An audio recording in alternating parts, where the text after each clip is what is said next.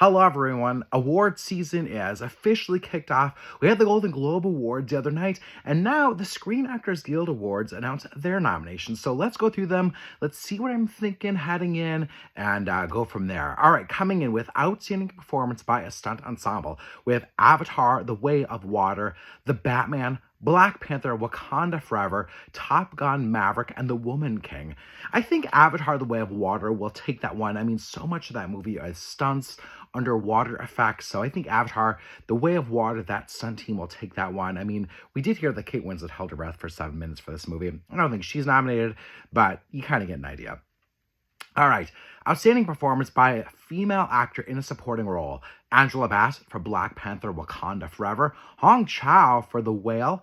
Carrie Condon for The Banshees of Inisherin, Jamie Lee Curtis for Everything Everywhere All at Once, and Stephanie Hsu for Everything Everywhere All at Once.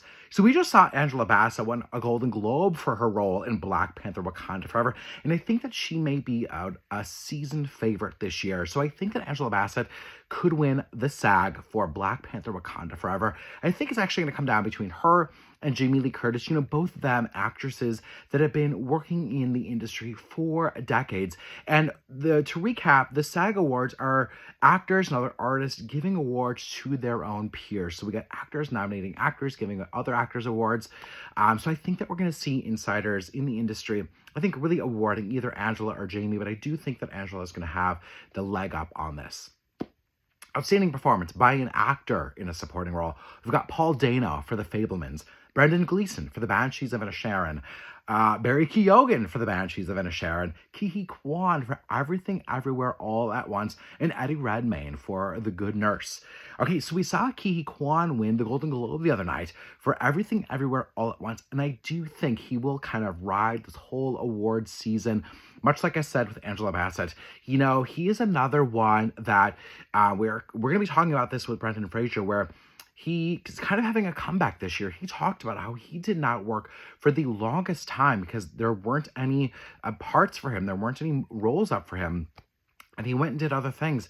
And then Crazy Rich Asians came along and really changed his mind. He got this part for Everything Everywhere All at Once, and it has become an award season favorite. So I do think that the industry will award Ke Kwan, the actor, for outstanding performance by an actor in a supporting role for Everything Everywhere All at Once. All right, outstanding performance by a female actor in a leading role. We got Cate Blanchett for Tar, Viola Davis for The Woman King, Ana de Armas for Blonde, Danielle Deadwyler for Tar, Michelle Yeoh for Everything Everywhere All at Once. So before we get to who I think might win this, I don't even know. One of the kind of names that was left off of this list was Michelle Williams for The Fabelmans. She had a Golden Globe nomination. She has a Critics' Choice nomination. And I think this category this year is so stacked with so many great performances. But I also think that Michelle Williams should have been up for Best Supporting Actress for her work in The Fabelmans. We often talk about category fraud, category misplacement. A lot of people thought that if she was in supporting actress this year, she would have won hands down. But Universal pushed her for a lead actress. And I think because of that crowded category, we just didn't see her nominated this year for The Fabelmans. So kind of I don't want to call it a snub. I don't really like that word, but really surprised she didn't get it. I was very happy to see Danielle Deadwyler nominated for it too. If you saw my top 10 of the year, you know how much I love Till and you love Danielle's performance in Till. So good. I do think that this award is going to come down to Cate Blanchett for Tar or Michelle Yeoh for Everything Everywhere All at Once. Michelle Yeoh won the Golden Globe for Best Performance by an Actress in a Musical Comedy for this role. And then Cate Blanchett won Best Actress in a Drama. So both of them did win Golden Globes. Who will the actor go to? I don't know. I would love it if Michelle Yeoh won. I mean, she, again, has been working for decades. Everyone that I know has loved this movie, Everything Everywhere All at Once. So I would just love Michelle Yeoh to, again, ride out this award season and just win them all. I think she's so fabulous. She gives so much of herself, all of herself, in this movie and shows so many sides.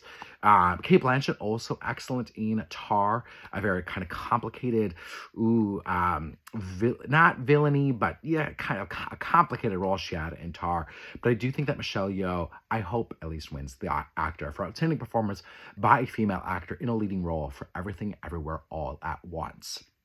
All right, here we go. Outstanding performance by a male actor in a leading role. We have Austin Butler for Elvis, Colin Farrell for The Banshees of Inisherin, Brendan Fraser for The Whale, Bill Nighy for Living, and Adam Sandler for Hustle. That was a movie that he did for Netflix. I think a lot of people were surprised to see Adam Sandler get a nomination, but Netflix really has been pushing him hard for Hustle. So a lot of people were really happy to see him nominated for that. I think that this year we're going to come down to, this is a tough one too. I mean, we've got Brendan Fraser having this major career comeback in a very dramatic role in The Whale. The Academy actors love transformation performances. We also saw Austin Butler do this with Elvis. People love music biopics. But I think that the Brendan Fraser kind of comeback story, actor that was known for doing comedies for so long, he took quite a few years off recently, and now he's back with The Whale, a really impactful performance. He I think gained so much empathy for that character. I did not care for that movie, The Whale, but I think that he is really stunning in it.